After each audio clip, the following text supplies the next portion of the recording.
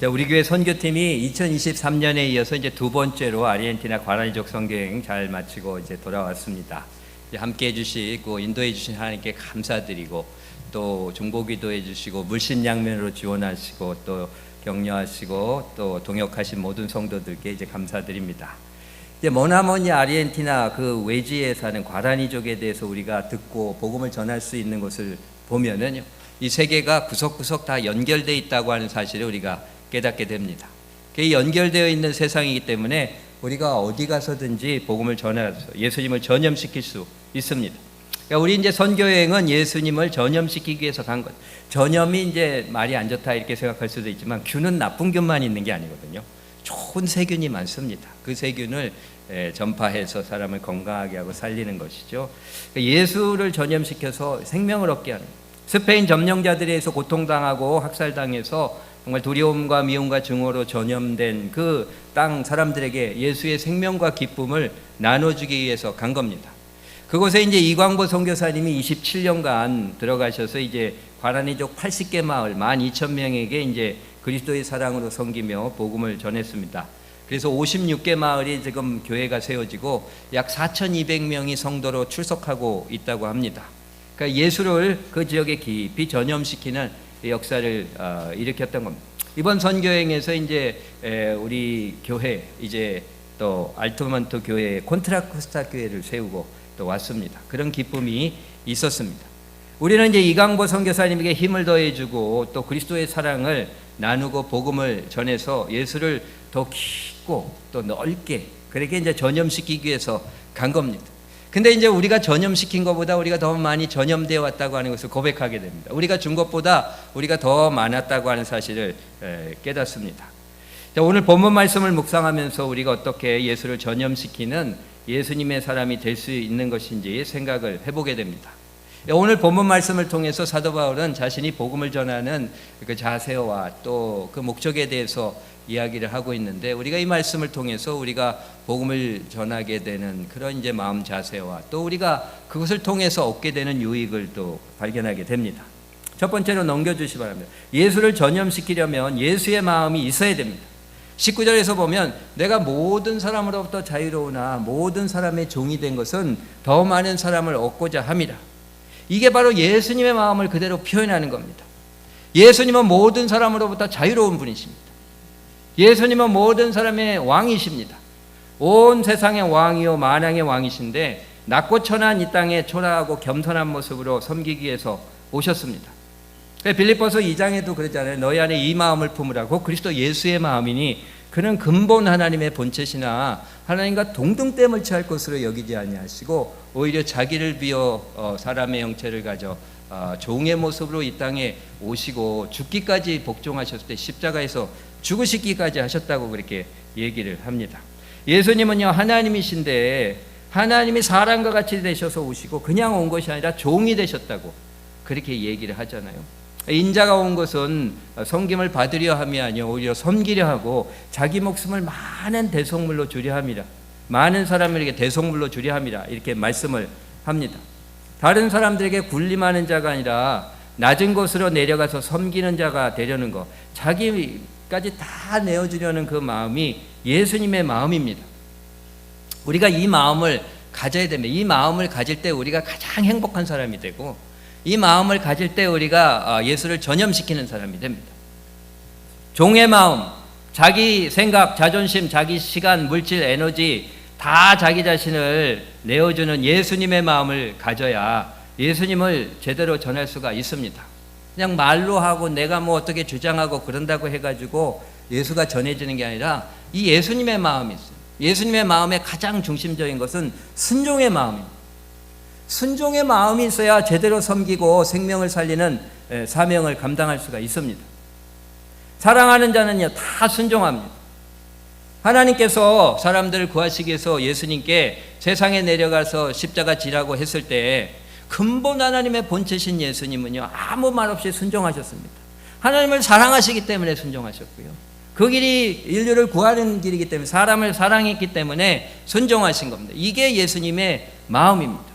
이것이 대사명과 대계명을 명령하시고 직접 보여주신, 직접 실천하신 예수님의 모습입니다. 우리가 예수님의 마음을 품고 섬기고 헌신하고자 할 때 우리 자신을 내려놓고 내 자존심이 상하고 내 명예가 깎이고 내가 손해보고 안 좋은 소리 듣고 이런 것들을 감수하면서 해야 됩니다. 이 예수님의 마음을 품어야 됩니다. 개인적인 삶에서든지 하나님이 하는 데든지 내가 원하는 대로 하는 게 아니라 하나님이 원하신 대로 해줘야 됩니다. 이것이 진정으로 하나님을 사랑하고 이웃을 사랑하는 예수님의 마음으로 행하는 겁니다. 우리가 어렵고 힘든 사람 보면요, 마음이 울컥합니다. 그리고 뭐 해야 될 일들, 좀 안타까운 일들 보면 마음이 감동이 됩니다. 이게 사람의 마음에 이게 귀한 마음인데, 근데요, 이게 일시적이거나 제한적이고 감정적일 때가 많습니다. 그러나 하나님께 순종함으로써 성령이 충만해질 때, 성령의 열매가 맺힌 사랑으로, 진정한 사랑으로 하게 될 때는요, 정말 인간의 한계를 뛰어넘는 사랑으로 지속적으로 정말 헌신하면서 하게 됩니다. 우리가 참 힘든 게 하다가 뭐가 조금 걸리면 그냥 감정이 울컥 일어나고 또 쓰러지고 넘어지고 그러는 게 우리의 모습입니다. 사도행전 5장 32절을 보면 하나님께서 자기에게 순종하는 자들에게 주신 성령이라고 말씀합니다. 하나님께 순종할 때 성령이 충만해지는 겁니다. 우리가 기도하고 예배드리고 말씀 묵상하고 하는 게 다 순종하려고 하는 겁니다. 순종할 때 성령이 충만해진다. 그럴 때 참된 사랑의 열매가 맺힙니다. 그러니까 성령의 열매 첫 번째가 사랑이잖아요. 그게 예수님의 사랑의 마음입니다. 그 예수님의 마음으로 사랑하면 남을 바꾸려 하지 않고 나를 남들처럼 맞춰줘서 그들에게 다가가서 섬기는 겁니다. 예수님이 하늘 보좌를 보시고 이 땅에 예수님 사람처럼 온 게 성육신이잖아요. 그게 바로 남들처럼 맞춰주는 그런 사랑의 마음입니다. 그러니까 바울도 사람들을 구원하기 위해서 예수님처럼 오늘 본문에서 보면 유대인들에게는 유대인같이 되고 율법 아래 있는 자들은 자기는 율법 아래 있는 자가 아니라 율법 아래 있는 자같이 되고 율법 없는 자들에게는 자기는 그리스도 안에서 율법 없는 자가 아니라 율법 없는 자와 같이 되고 약한 자들에게는 자기가 약한 자와 같이 된 것은 그들을 얻고자 함이라고 이렇게 말씀하지 않습니까? 이런 마음이 복음 전파자의 자세입니다. 선교지를 가는데 그 사람들을 나같이 바꿔가지고 우리의 스탠다드를 가지고 이 유나이티드 스테이츠에 사는 그런 생활 수준과 방식으로 우리를 맞아주지 않으면 복음 못 전하겠다고 그러면 그게 복음을 전하겠습니까? 우리가 그들같이 되어서 그들처럼 먹고 마시고 그들이 자는 데서 자고 그들처럼 되어줘야지 선교가 되는 거 아니겠습니까? 다른 이들을 이해하고 맞춰주려 하지 않고 다른 사람을 내게 맞추려 하고 내가 원하는 대로 따라오게 하려고 하는 이 내 중심적인 마음이 복음 전파의 걸림돌이 되고 이런 관계의 갈등과 다툼과 고통의 원인이 됩니다. 이러한 자기중심적인 마음을 극복해야 되는데 이거는 내 힘으로 능으로 안 됩니다. 얼마나 그렇게 우리가 많이 노력합니까? 그냥 막 갈등이 있고 여러 가지 일들 가운데 이게 내 힘으로 안 돼요. 그거 많이 체험하지 않습니까? 이거는 오직 주의 영으로만 가능합니다. 우리가 성령 충만해서 예수님의 사랑의 마음을 품게 되면 다른 사람들을 공감하고 있는 모습 그대로 사랑하고 넉넉히 품어주고 맞춰줄 수가 있습니다. 참 남편과 아내, 부모와 자녀, 형제들, 다른 성도들, 친구들, 동료들 어느 누구도 내게 만나게 해주신 거 그냥 우리는 감사하는 마음을 품게 됩니다. 선교지 가서도 그냥 그렇게 만나게 해준 사람들 그렇게 성령 충만하니까 우리가 감사하지 않습니까? 우리가 이곳에 와서 이렇게 고생하고 잠도 잘 못 자고 그냥 변비 때문에 고생하고 먹는 것도 이렇게 참 안 맞고 힘든 일들이 있는데 그거에 감사하게 되는 겁니다. 왜냐하면 그게 성령 충만하기 때문에 그런 거죠.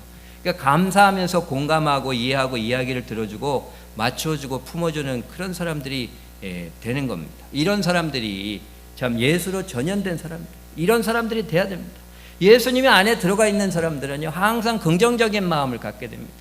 그러니까 우리는요 이게 다 자석을 가지고 있습니다. 그래서 긍정의 자석과 부정의 자석인데 사람이요 마음이 삐뚤어지면 부정적인 자석만 어떻게 그렇게 뭐가 있는데도 꼭 부정적인 것만 그렇게 딱 자석에 달려 올라옵니다. 그러나 긍정적인 마음을 갖고 있으면 긍정의 자석에 있으면 어디서나 긍정적인 것을 보게 되는 거 아니겠습니까? 그러니까 선교하는 사람들은 이 복음 전하는 사람들은 예수님이 함께하는 예수님으로 전염된 사람들은 이러한 마음을 가지고 나아가서 섬기게 되고 그럼으로써 예수를 전염시킬 수 있습니다. 그리고 이제 예수를 전염시키려면 가까이 가야 됩니다. 두 번째로 넘겨주시기 바랍니다. 이 사도 바울이냐 이 사람은요 이 본문의 저자인 사도 바울은 기다리는 사람이 아니라 가는 사람이었습니다. 유대교에 심취해 있을 때에도 예루살렘을 넘어서 이웃나라 안디옥의 다메섹까지 가서 교회를 핍박하는 자였습니다. 가는 곳곳에서 유대교로 전염시키는 사람이에요. 그가 예수님을 만난 후에는 이제 열방으로 나가서 예수를 전염시키는 자가 됐습니다. 예수를 전염시키기 위해서는 이처럼 다가가야 됩니다. 예수님도 그렇잖아요. 예수님이 복음의 첫 번째 선교사라고 우리 믿는데 그분이 하늘 보좌를 버리시고 이 땅에 오셨잖아요. 하늘에서 못 하셨겠습니까? 그러나 이 땅에 오셨습니다. 예수님처럼 다른 이들에게 가까이 다가가야 됩니다. 마태복음 28장에서 대사명을 주시면서 그러므로 너희는 가서 모든 족속을 제자로 삼으라고 그러잖아요. 그래서 승천하시기 전에 사도행전 1장 8절에서도 예루살렘 온 유대야 사마리아 땅끝까지 가라고 그러시잖아요. 이 말씀은 물리적 지역적으로도 그러고 영적 정신적으로도 그렇게 하라는 겁니다. 이 사마리아는 그 당시에 이 유대인들이 제일 꺼려하고 배척했던 그런 사람들입니다. 그들에게도 다가가라고 그렇게 말씀합니다. 그래야 땅끝까지 갈 수 있습니다. 예수를 전염시키기 위해서 사마리아 같은 사람들, 힘든 사람들 다가가서 그리스도의 사랑으로 섬기고 복음을 전해야 됩니다. 우리가 기도하면서 이런 훈련을 계속해야 됩니다. 나랑 좋아하는 사람만 맨날 같이 있는 것은 기독교인의 모습이 아닙니다. 훈련을 해가지고 나 힘든 사람들한테도 나가야 됩니다. 어떤 운동 종목 선수든지 경기 중에 가장 어려운 상황을 그렇게 예상하면서 이를 극복해 나가는 훈련을 계속하지 않습니까? 그래야 좋은 선수가 됩니다. 어려운 상황을 어려운 상황대로 피해놓고 맨날 좋은 환경에서만 훈련하면 좋은 선수가 되겠습니까?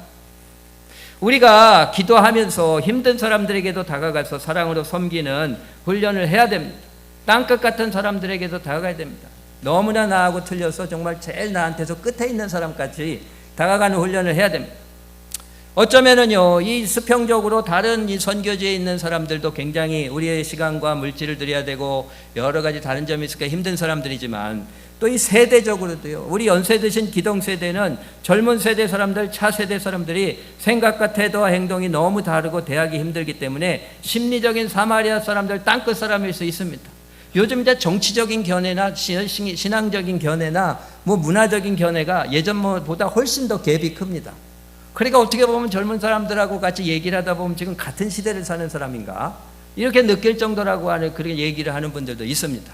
어쩌면 심리적으로 이렇게 젊은 사람들, 이렇게 차세대가 우리에게는 사마리아 땅끝 같은 느낌이 들 때도 있습니다. 그러나 그들에게도 다가가서 예수를 전염시키는 사명을 감당해야 됩니다. 이번 선교여행을 통해서 선교팀이 가장 많이 은혜받고 기쁨을 누린 것이 방문한 5개 마을 곳곳에 수많은 어린이들과 청소년들을 만난 겁니다.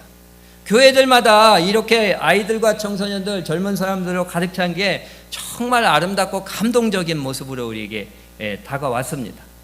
이 방문한 마을들에 만난 그 어린아이들을 보면요, 그 얼굴이 아주 그냥 지저분하고 그냥 냄새가 나는데 그 눈망울이 너무나 맑고 깨끗했습니다. 이제 우리가 선교 영상을 보면 나오겠지만 그 아이들의 눈이 너무나 맑고 깨끗합니다. 눈은 마음의 창이라고 하지 않습니까? 그만큼 마음이 맑고 깨끗한 아이들이라는 걸 느꼈습니다. 마치 인공불빛으로 가득 찬 이 세상에서 볼 수 없는 경이로운 은하수를 본 것 같은 느낌이었습니다. 마치 오염된 세상에서는 찾아볼 수 없는 맑고 청정한 생수를 받아 마시는 느낌이었습니다. 마치 더럽고 참 추한 우리의 마음을 그 아이들의 깨끗한 눈망울에서 쏟아져 내리는 가장 순수하고 깨끗한 생수로 깨끗이 씻는, 그래서 예수님으로 채우는 느낌이었습니다. 선교팀이 예수를 전염시키러 갔다가 오히려 전염되어 온 것을 느낍니다. 과란이족 마을들, 그 아이들, 그 청소년들, 그 젊은이들 통해서 우리가 회복과 갈망을 원하는 그 차세대 부흥의 모습을 볼 수 있었습니다. 우리도 이처럼 우리 차세대 예수를 전염시켜서 차세대를 부흥케 해야 될 줄 믿습니다. 이번에 우리 교회에서 미셸과 클레어가 이 선교여행에 간 것이 얼마나 기쁜지 모릅니다. 이 아이들이 지금 여기 나와 있는데요, 제가 이 아이들이 정말 같이 가길 원했습니다. 그래서 그냥 초대해서 기도하면서 우리 좀 같이 갔으면 좋겠다, 그렇게 해서 이 두 아이가 가게 됐습니다. 초대에 순종해서 참 모르는 어른들과 함께 그 먼 선교지에 가서 그렇게 불편하고 힘든데 함께 먹고 자며 사역하는 것이 힘들었을 겁니다. 우리 아이들 생각하면 갔으면 갔을까? 그 생각이 드는 거예요. 근데 그런 것을 마다하지 않고 그렇게 함께 갔다는 것이 얼마나 그렇게 감사한지 모릅니다. 우리 미셸과 클레어가 앞으로 우리 교회 청소년부의 미랄들이 될 줄 믿습니다. 감사합니다. 우리 선교행을 통해서 우리가 과란이족 아이들, 청소년, 젊은 사람들로부터 받아온 정결하고 깨끗한 예수의 영으로 우리 교회를 전염시키게 되리라고 믿습니다. 우리 교회에 많은 어린아이들, 또 청소년들, 젊은 사람들이 좀 나와서 그 맑고 순수함으로 교회를 더욱더 아름답게 물들여야 될 줄 믿습니다. 우리 연세 드신 노장분들의 그런 노련함과 또 그런 성숙함 위에 우리 젊은 사람들의 맑고 깨끗함이 더해진다면 얼마나 더 힘있고 능력있게 주님의 뜻을 행하는 아름답고 행복한 교회가 되겠습니까? 우리는 아이들, 청소년, 젊은 사람들 차세대 회복과 부흥을 위해서 기도하고 기도해야 될 줄 믿습니다. 이 교회 자녀들이 나와야 되고 우리 자녀들 복음화 시켜야 됩니다. 우리 자녀들 복음화 시켜야 됩니다. 저는 우리 선교행을 갈 때 큰 목적이 미셸과 클레어도 데려갔지만 우리 간 분들의 어떤 자녀선들이 다 복음화되고 예수 잘 믿기를 소망합니다. 우리가 기도하고 예배드리고 헌신하고 그러면서 우리 자녀선들을 축복하면서 예수 잘 믿고 정말 복된 인생이 되기를 하는데, 선교에 참여하는 것은 정말 하나님이 복을 주신다고 하는 믿음으로 함께 기도하면서 그런 역사가 우리 참가한 분들에게 일어나게 되리라고 믿습니다. 그리고 또 우리 모든 성도들의 이 차세대 자녀선들도 복음을 받고 더욱더 복된 인생을 하나님 앞에 살아가기를 소망하면서 정말 선교여행에 참여한 겁니다. 우리 자신을 하나님 앞에 거룩한 산제사로 드린 겁니다. 우리가 매일 저녁 그렇게 경건회를 하면서 같이 기도하고 말씀을 할 때 그 마음이 너무나 많이 들어가는 거예요. 그 젊은 사람들, 그곳에 있는 젊은 사람들, 우리의 젊은 사람들, 정말 한마디로 좀 세속적인 적은 내 새끼들 어떻게 해서든지 살려야 된다고 하는 마음이 이 선교행을 통해서 우리 마음속에 더욱더 굳건히 새겨졌습니다. 우리 차세대를 부흥하고 회복시키게 하기 위해서 기도하고 지원하고 많은 영육간 재정적인 투자를 해야 될 줄 믿습니다. 우리 11월 2일부터 시작하는 젊은 세대를 위한 10시 예배, 그리고 그 후에 계속 파생적으로 뭐든지 파생적으로 일어나게 돼 있습니다. 하나 시작하면 그렇게 일어나게 되는 젊은 세대 사역을 위해서, 섬기는 사역을 위해서 많이 기도해 주시고 지원해 주시기를 바랍니다. 우리 연세 드신 분들을 위한 사역도 우리가 계속 꾸준히 해가고, 이러한 노련함과 이런 안정적이고 성숙한 이런 신앙으로 젊은이들을 맞이해서 그들을 세우는 사명을 우리가 감당하게 될 때 더 큰 기쁨과 은혜가 우리 가운데 넘치게 될 줄 믿습니다. 예수님의 사람들로서 물리적, 지역적으로, 정신적, 관계적으로, 세대적으로 예루살렘에만 머물러서는 안 됩니다. 온 유대를 넘어서 사마리아 땅끝까지 가야 됩니다. 예수님의 십자가가 바로 이러한 가야 할 길을 알려주고 이 길을 갈 수 있는 능력을 주십니다. 십자가는 수직적으로 하나님과 다른 세대, 또 수평적으로 이 시대 다른 지역에 있는 사람들에게 나아가야 됨을 일깨워줍니다. 십자가 그 능력을 선포합니다. 십자가의 도가 멸망하는 자들에게는 미련한 것이나 구원 얻는 우리에게는 하나님의 능력이 됩니다. 이 십자가의 능력으로 어느 세대 어느 지역에 우리가 가게 되는 줄 믿습니다. 우리 선교팀이 십자가의 능력으로 나아가서 섬긴 겁니다. 우리는 다른 이들에게 가까이 가야 됩니다. 물리적으로, 장소적으로, 정신, 관계적으로, 세대적으로 모든 이들에게 다가가서 그리스도의 사랑으로 섬기며 복음을 전해서 예수를 전염시켜야 됩니다. 그리고 이것은 복음의 은총을 함께 나누기 위해서 그렇게 하는 겁니다. 넘겨주시기 바랍니다. 바울은 오늘 23절을 통해서 내가 복음을 위하여 모든 것을 행하면 복음에 참여하고자 합니다. 복음을 전해서 다른 이들을 구원해서 예수 안에 축복받게 하고 자신도 그 축복에 동참하고자 함이라고 말씀합니다. 복음은 예수님 아닙니까? 예수님을 전염시키면 우리가 그 안으로 더 깊이 들어가게 됩니다. 예수님은 모든 족속으로 제자 삼는 사명을 감당하면 내가 세상 끝날까지 너희와 항상 함께 있을 것이라고 약속해 주시지 않았습니까? 우리가 예수님과 함께하면 가장 온전하고 행복한 삶을 누리게 됩니다. 우리의 인생은 환경이나 여건보다요 누구와 함께하는가가 더 중요합니다. 모든 외적인 조건을 다 갖고 먹고 살고 어려움이 없고 힘들지 않고 외적인 조건이 그렇게 다 갖춰져 있어도 나를 힘들게 하고 고통을 주는 그 악한 사람과 같이 있으면 그것은 지옥입니다. 그러나 우리가 먹을 게 없고 힘들어도 참 예수님이 함께 하시면 그것은 천국입니다. 우리가 이번에 아르헨티나를 갔는데 아르헨티나가 땅 넓이가 무려 278만 제곱킬로미터, 남한의 27배, 27.8배예요. 천연자원도 많고 그냥 그렇게 목축하고 농사지을 땅도 그냥 많고 거기는 지진도 없고 화산도 없고 쓰나미도 없고 뭐 산불도 없고 뭐 아무것도 없는 천재지변도 아무것도 없는 좋은 아주 그냥 천연의 복을 받은 땅인데 근데 가난합니다. 왜냐하면 정치 지도자들이 잘 못해서 그렇습니다. 근데 한국 같은 잘 사는 나라들은 어떻습니까? 근대화를 이룬 훌륭한 지도자들이 있어 왔지 않습니까? 그런 사람들로 인해서 복된 나라가 됐습니다. 풍요롭게 살게 된 겁니다. 그러니 예수님이 함께 하시고 다스려 주시면 얼마나 잘 살고 행복하겠습니까?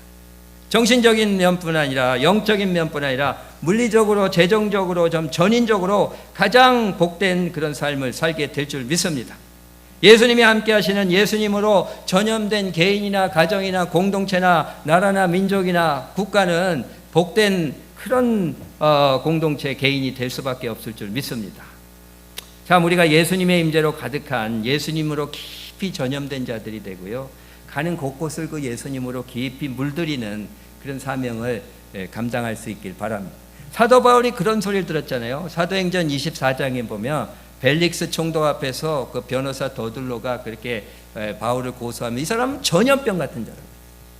이런 예수를 전염하는 전염병 같은 자가 되기를 축원합니다. 우리가 하나님께 늘 순종하면서 성령이 충만해서 예수의 사랑의 마음이 가득 차고 그래서 그냥 예수님으로 그냥 깊이 전염되어서 가는 곳곳을 예수님으로 전염시키는 그런 일을 감당하게 되는 우리 주님의 몸된 교회 모든 성도들이 될 수 있기를 주님의 이름으로 축원합니다. 기도하시겠습니다. 사랑의 하나님, 이번 선교행을 통해서 예수를 우리가 그 땅에 전해주러 갔고 또 더 깊이 예수에 전염되어서 돌아왔습니다. 우리가 예수를 전하며 예수에 더 깊이 전염되어서 가는 곳곳을 또 우리의 차세대에게 그 예수를 전해주는 사명 감당하게 하여 주시옵소서. 더 많이 전하고 더 깊게 물들어서 더 넓고 깊게 또 차세대까지 복음으로 물들이는 사명을 충실히 감당하는 우리 모두가 될 수 있도록 함께하여 주시옵소서. 이 모든 말씀 우리 사랑하시는 예수님의 이름으로 기도드렸습니다. 아멘. 이제 오늘 지금 선교 영상으로 우리가 좀 보고를 하고요. 그리고 김영미 권사님께서 나오셔서 이제 선교 보고를 구두로 하시고 그리고 우리 선교팀이 모두 나와서 이제 스페니시 찬양을 또 하면서 오늘 선교 보고를 모두 마치도록 그렇게 하겠습니다. 우리 선교 보고 영상을 한번 틀어주시기를 바랍니다.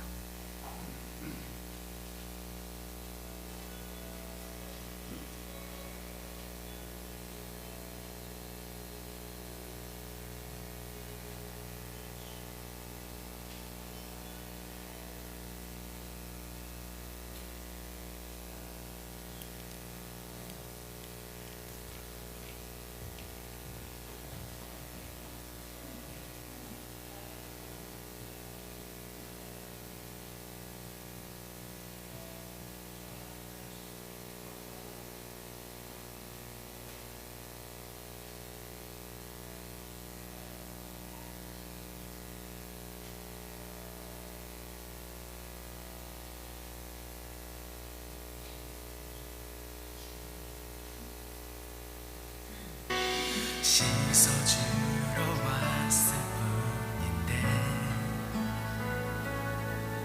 오히려 내가 씻겨졌습니다. 고쳐주러 왔을 뿐인데 오히려 내가 치료되어 갑니다.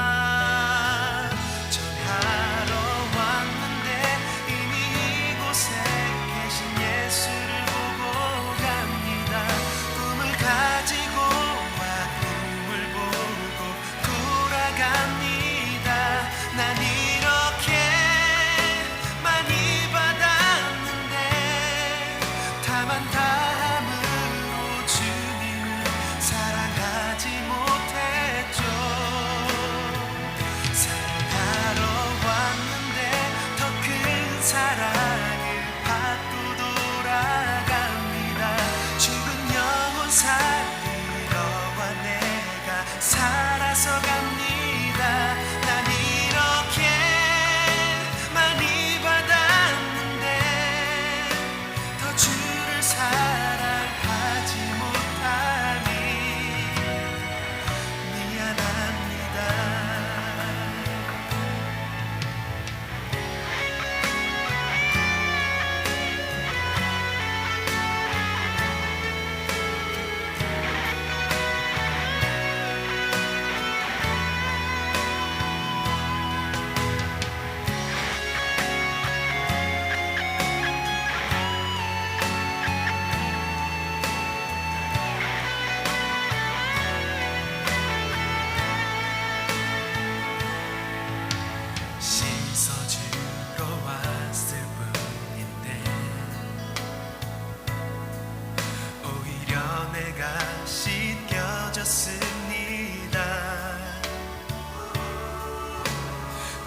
져주러 왔을 뿐인데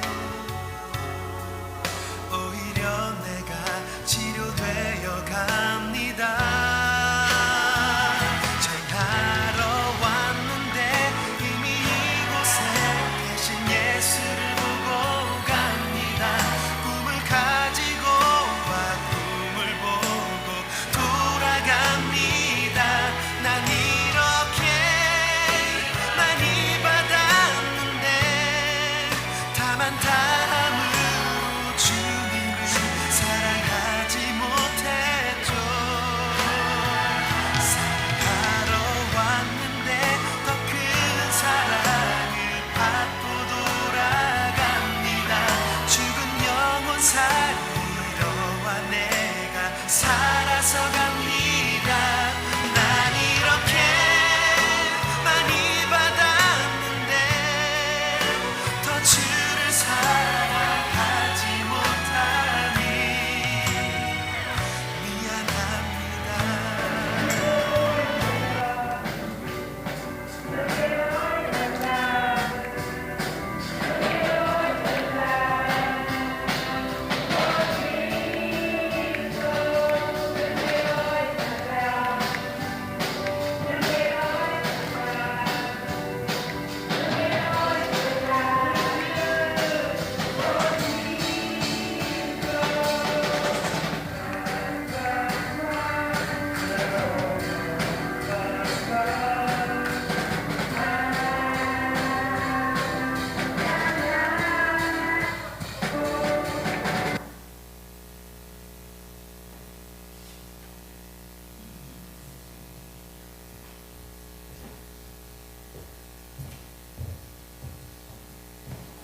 제가 마지막에 이 찬양하는 동영상을 넣은 이유는 우리 예배 이 친구들의 찬양을 같이 넣어서 하나님께 올려드리고 싶었어요.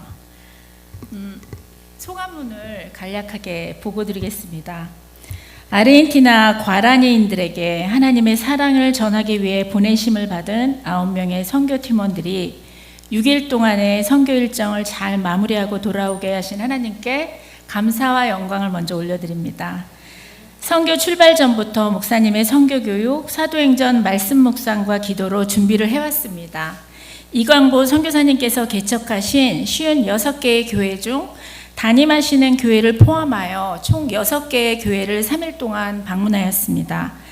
방문했던 교회들 중에는 예배가 세워지지 않을 때 금세 그 건물이 흉물스러운 구조물로 전락해버리는 경우도 있었는데, 이는 교회는 건물이 아닌 복음의 강력이 역사하는 예배와 믿음의 공동체라는 사실의 입증이었고, 각 교회의 영적 지도자가 세워지는 것이 무엇보다 시급해 보였습니다.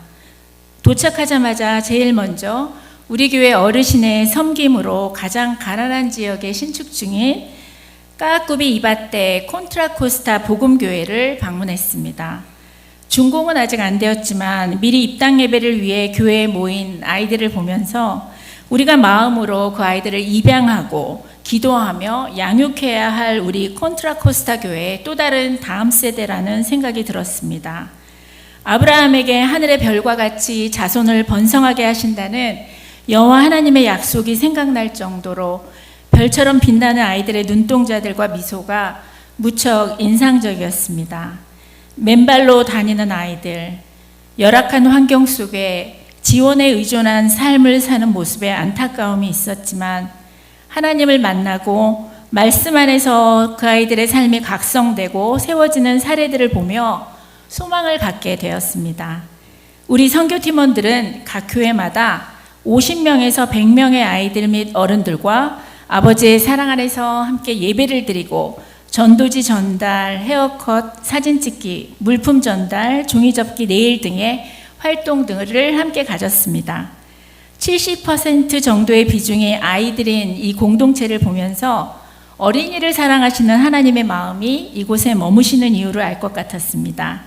2년 전 오셨던 권사님들께서 아이들이 눈 맞춤은커녕 고개 숙이고 지저분한 모습이었고, 일부는 마켓 앞에서 동냥하는 아이들이었는데 지금은 말끔한 모습으로 누구보다 기쁨으로 하나님을 찬양하는 빛을 사랑하는 아이들로 거듭난 모습에 감동하시는 것을 보게 되었습니다. 또한 선교사님께서 올 초부터 새벽 제단을 여셨지만 아무도 오지 않아 낙담하고 홀로 기도하고 계셨었는데, 지금은 아이들이 30명에서 40명이 모이는 예배의 열매가 맺혔고, 특히 새벽 예배에서 성경을 교독하고 십계명 암송을 하며 깨끗한 아이들의 영에 복음이 그대로 각인되는 그 모습은 무척이나 인상적이었습니다. 의식주의 결핍에도 불구하고 탐심 없는 정결한 그릇, 그 결핍의 그릇에 가득한 하나님의 빛난 영광을 보았습니다.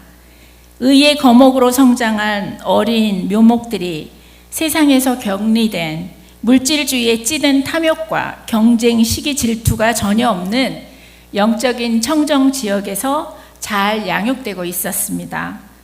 내면 외면 모두 거듭남의 역사가 이루어지게 한 건 먹을 것, 입는 것이 아닌 바로 말씀과 예배가 제대로 설 때 임재하시는 하나님의 구원의 빛과 생명의 능력이라는 사실을 절감했습니다.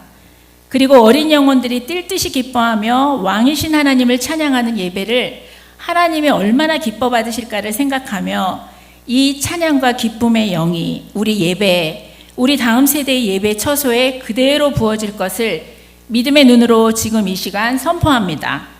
우리의 가문 울타리에 제한된 우리의 믿음의 유산을 킹덤 패밀리의 관점에서 더 확장하고 다음 세대의 영혼들을 위해 눈물 뿌려 기도를 해야겠다는 다짐을 했습니다. 더 풍족하고 더 많이 가진 우리들이 진정 순수하게 주님을 사랑하는지, 교회 입구 돌에 새겨진 그 문구, 베드로에게 하신 예수님의 그 질문을 다시금 새겨보았습니다. 내가 나를 사랑하느냐? 끝으로 선교를 위해 심으시고 중보해 주신 모든 분들께 하나님의 은혜가 함께 하시길 기도드립니다. 모든 것은 하나님이 하셨습니다. 아멘. 네, 감사합니다. 하나님께 영광의 박수 올려드립니다. 이제 찬양팀 다 나오시기 바랍니다. 이 앞에 쓰셔가지고 지금 스페니시하고 한국어로 가사를 올려드렸는데, 우리 내게 강 같은 평화입니다. 우리 미셸과 클레어도 나오기 바랍니다. 미셸 and Claire, you come and join us. So we sing in Spanish. 내게 강 같은 평화. 우리 함께 찬양. 넘겨주십시오.